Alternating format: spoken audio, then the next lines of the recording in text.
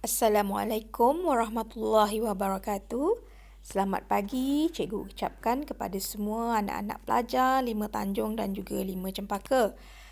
Bertemu kembali kita dalam kelas sains pada hari ini dan kita masih lagi berada di dalam tajuk tenaga nuklear. Jikalau minggu lepas kita telah pun belajar tentang penggunaan tenaga nuklear serta bagaimana tenaga nuklear dihasilkan, untuk hari ini cikgu akan teruskan dengan penjanaan tenaga elektrik di dalam reaktor nuklear. Okey. Untuk objektif pembelajaran kita pada hari ini, saya dapat menerangkan tentang penjanaan tenaga elektrik menggunakan tenaga nuklear dan kriteria kejayaan yang perlu kamu capai pada hari ini ialah yang pertama, saya dapat menerangkan proses penjanaan tenaga elektrik di stesen jana kuasa nuklear dan yang kedua, mewajarkan penggunaan tenaga nuklear bagi negara yang menggunakannya. Okey, cikgu mulakan dengan penjanaan tenaga elektrik daripada tenaga nuklear. Okey, semasa di tingkatan 3, kamu telah pun belajar beberapa stesen jana kuasa yang ada di dunia ini. Dan di Malaysia, tenaga elektrik dihasilkan melalui stesen jana kuasa hidroelektrik dan juga stesen jana kuasa yang menggunakan bahan api fosil sebagai sumber utamanya. Okey, untuk penjanaan tenaga elektrik menggunakan tenaga nuklear, proses ini perlu dilakukan di dalam stesen jana kuasa tenaga nuklear, di mana stesen jana kuasa nuklear adalah terdiri daripada reaktor nuklear dan juga penjana. Reaktor nuklear akan menghasilkan jumlah tenaga yang besar. Jadi sekarang cikgu akan tunjukkan menggunakan gambar rajah bagaimana proses penjanaan tenaga elektrik berlaku di dalam stesen jana kuasa tenaga nuklear. Okey, kita mulakan dengan rod pengawal boron. Okey. Fungsi rod pengawal boron adalah untuk mengawal kadar tindak balas nukleus dengan menyerap neutron yang berlebihan.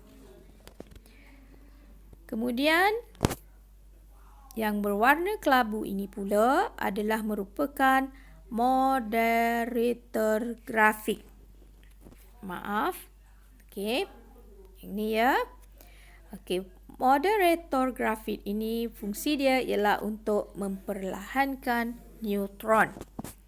Seterusnya kita ada rod bahan api uranium yang berwarna merah. Fungsi dia ialah untuk membebaskan tenaga haba melalui pembelahan nukleus untuk memanaskan gas yang mengalir melalui teras reaktor. Okey, kamu boleh nampak tu. Gas sejuk naik ke atas dan kemudian tenaga haba yang dibebaskan melalui pembelahan nukleus tadi akan memanaskan gas sejuk ini. Kemudian gas yang panas dia akan jadi kurang tumpat, naik ke atas lalu memanaskan air sejuk. Okey, boleh nampak kan air sejuk tu? Okey, jadi apabila air sejuk ini dipanaskan, maka dia akan menghasilkan steam yang panas. Air tadi akan bertukar menjadi steam panas, lalu steam panas ini akan memutarkan turbin. Okey, ni ya turbin. Okey, so apabila turbin diputarkan oleh aliran steam, magnet yang terdapat di dalam turbin akan berputar. Dan apabila magnet dalam penjana diputarkan, maka akan terhasillah arus elektrik apabila medan magnet dipotong. Okey, yang ini kita telah pun belajar semasa di tingkatan 3 ya. Okey, masa di tingkatan 3 dulu awak dah belajar bagaimana elektrik dihasilkan menggunakan dinamo. Okey, di dalam dinamo tu dia ada magnet dan ada gegelung dawai. Apabila gegelung dawai itu berputar, dia akan memotong garis medan magnet. Okey, seterusnya arus elektrik yang terhasil akan dihantar melalui pencawang-pencawang elektrik. Okey, jadi itulah dia bagaimana tenaga elektrik dihasilkan dengan menggunakan tenaga nuklear.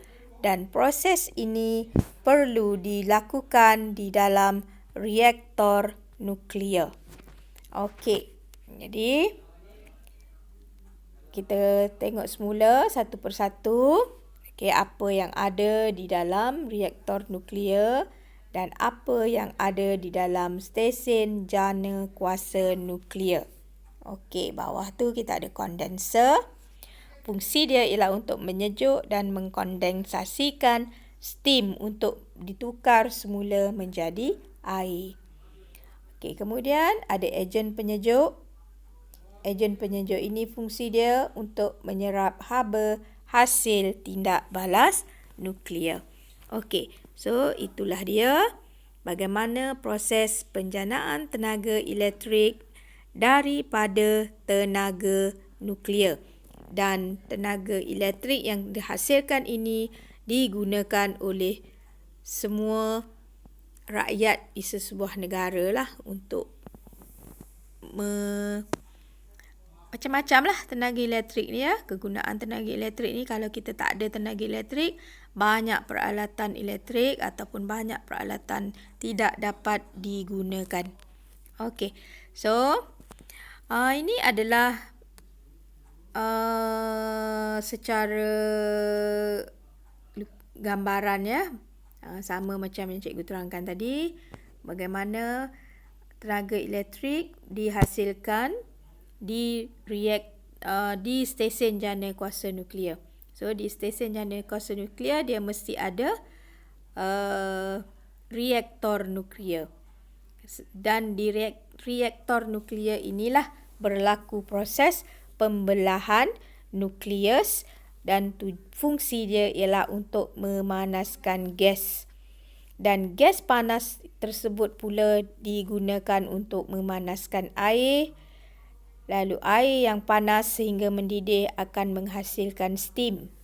Dan steam yang panas itulah yang akan memutarkan turbin. Turbin akan bersambung dengan generator ataupun penjana lalu menghasilkan arus elektrik. Okey, kita tengok sedikit tentang Makmal Nasional Argon. Okey, Makmal Nasional Argon merupakan sebuah makmal yang dibina khas untuk pembangunan dan perkembangan dalam bidang fizik nuklear. Makmal ini dibina di pinggir bandar Chicago, Amerika Syarikat dan mula beroperasi pada tahun 1940-an. Dan makmal ini telah memberikan banyak sumbangan dalam bidang fizik nuklear. Hampir semua reaktor nuklear yang dibina pada hari ini adalah hasil daripada kajian mendalam yang dijalankan di Makmal Nasional Argon ini. Okey, so inilah tempat di mana banyak kajian berkaitan dengan tenaga nuklear dijalankan. Okey, cikgu stop dulu sampai sini.